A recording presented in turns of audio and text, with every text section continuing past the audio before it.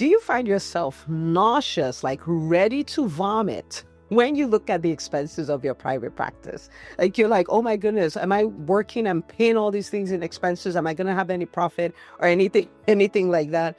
If that's you, I want you to take a deep breath, because today I'm going to show you how to decrease your number one, your biggest overhead expense. And it's not what you think. This is very important because, I'm a big teacher of the 20/80 principle, and I'm just going to go over that really quickly so you'll see why we're looking at this.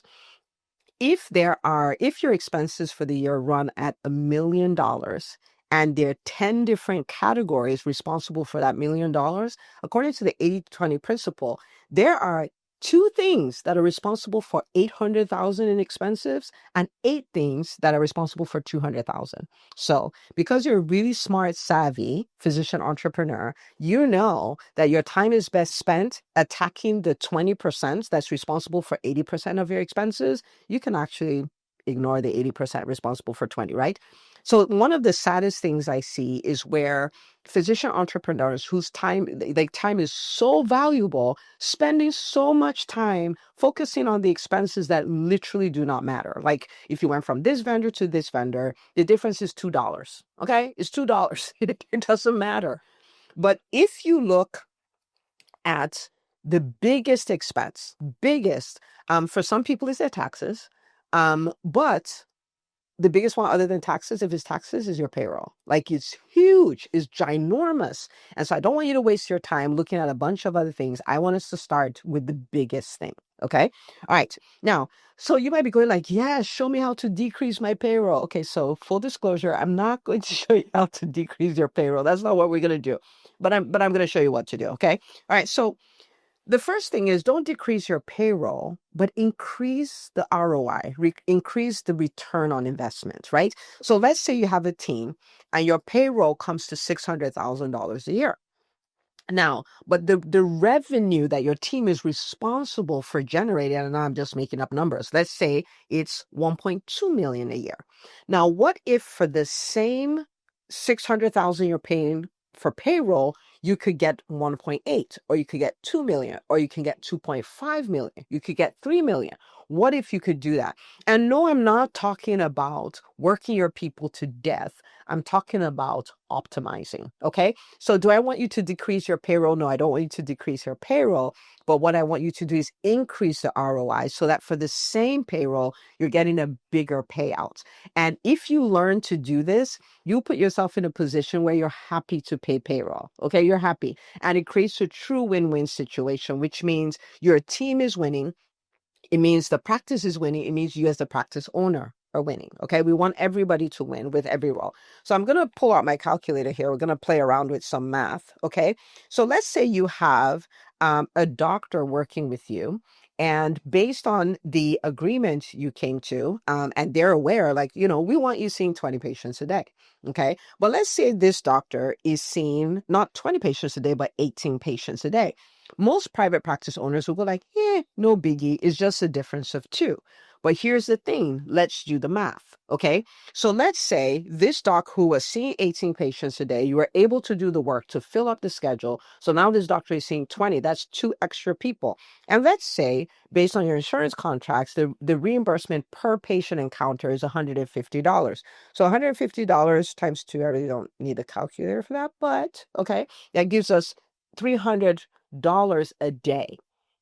$300 a day recouped. The doctor's salary did not change. The doctor's supporting team did not change. The fixed overhead, your mortgage, your payment for your utilities and all that, it didn't change.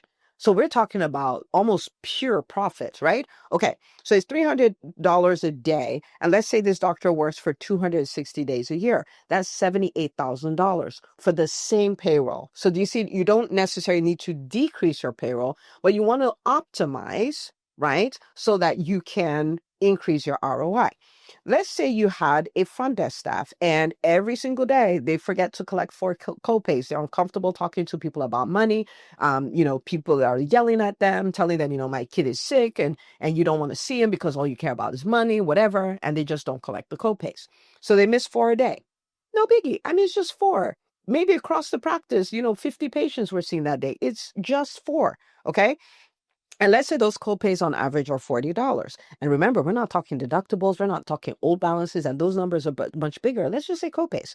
And so that means every single day she is throwing away, okay, $160. Okay, 4 times 40, $160. And let's say she works for 260 days a year. That is $41,000, 600.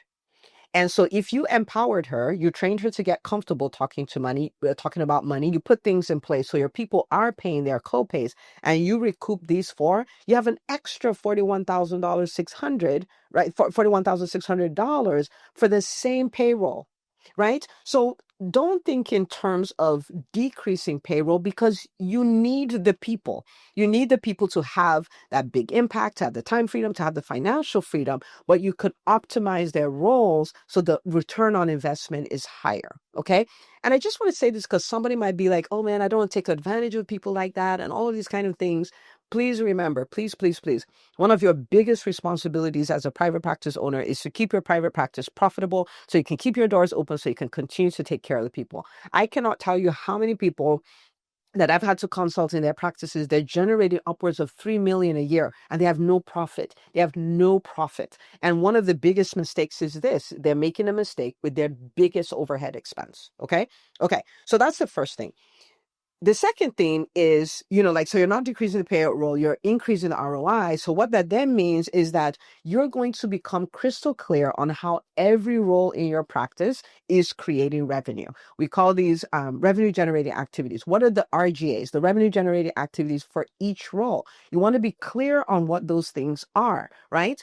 And the clearer you are on them, the more you can train and empower your team to do those activities so they can create the revenue. So for your front desk person, collecting co-pays, collecting deductibles, collecting old balances, verifying insurance, like these are all things, making sure they have the right insurance information on file. These are so important because they touch the money directly.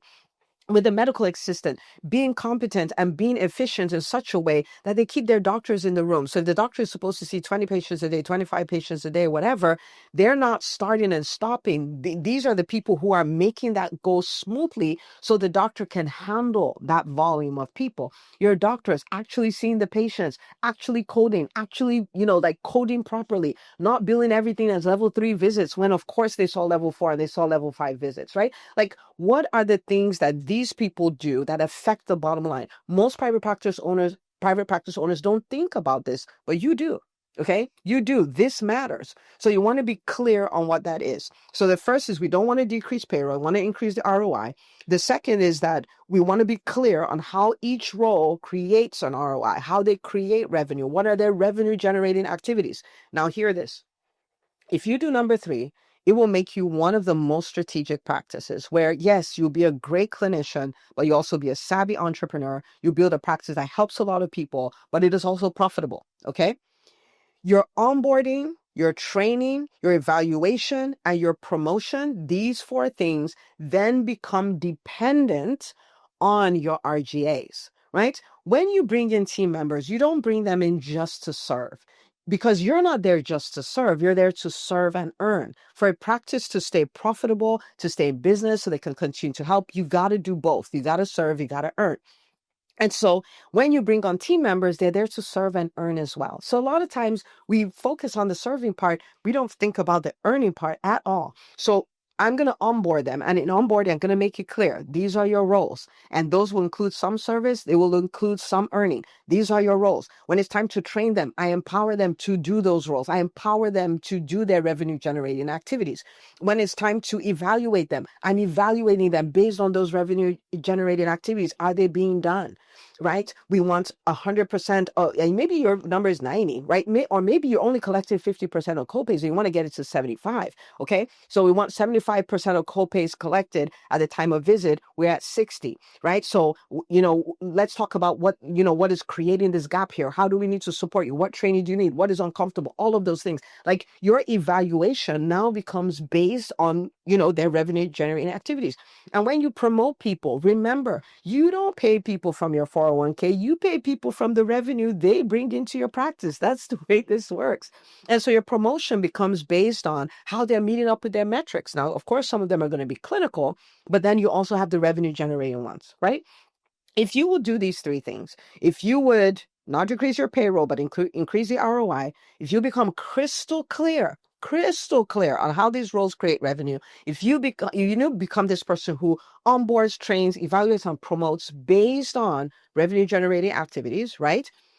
Then you put yourself in a position where your payroll is no longer an expense. Like, yes, for accounting purposes, right? It will be an expense. But when you think about it, you know it's an investment because every dollar you put into payroll is creating a return on investment for you, right? So you can afford to pay your people because everybody is creating enough to generate their salary, generate, cover the overhead for their role and create a profit for the practice. That's a win-win-win situation. I want you to think about that, right?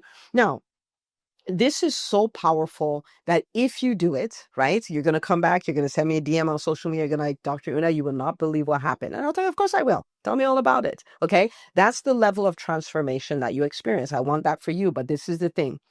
I have people tell me like, oh, so is that simple?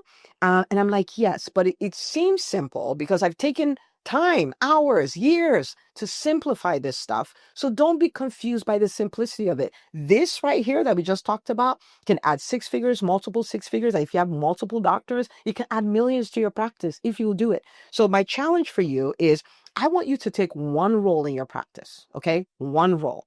And it could be the biggest, it could be the role that will have the biggest impact to your bottom line, which for many of you, that will either be whoever is managing your front desk or your schedule manager or your doctors or whatever. Pick a role and then implement these 3 things in your company. And I want to give you the gift of accountability. So if you're going to do it, I want you to type in the comments, I'm going to do it.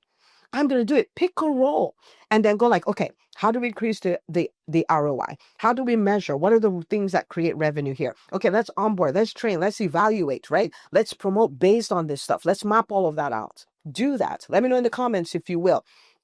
And because this is the thing, if you do it, everything will change. Okay. And if you're like, oh my goodness, this video is the best thing since sliced bread, I'm going to go do this. I want to remind you. Okay. We have a whole movement, okay? Hundreds of physician private practice owners who are part of the profitable private practice movement who have decided they're going to defy the status quo, okay? What we just talked about is what they just do all day, every day. They've decided, I'm going to build a profitable practice that is going to help a lot of people, is going to have a big impact, is going to give me time freedom, is going to give me financial freedom, okay? Like, I'm going to do the work. I'm not afraid of doing the work, but I am going to have a return on investment, okay? So we have unsubscribed from all these things about burnout and loss of autonomy and practices going out of business and all that. We're like, you know what? We're not going to do that. Okay. So come join us on entremd.com/movement. It will be one of the best decisions you make for your private practice. So this is the thing. I want you to go implement these things because after you do it, you'll no longer be offended by your payroll. You'll no longer be nauseous about your payroll. In fact, you might find yourself delighted to make payroll because you know that its investment is a gift that keeps giving. So now that you've watched this, your very next step, I have a video for you that is 5 steps to make your private practice 1% better every single day. Now think about that. If it's 1% better every day, it's 365% better every single year. What? So go watch the video. I'll see you there.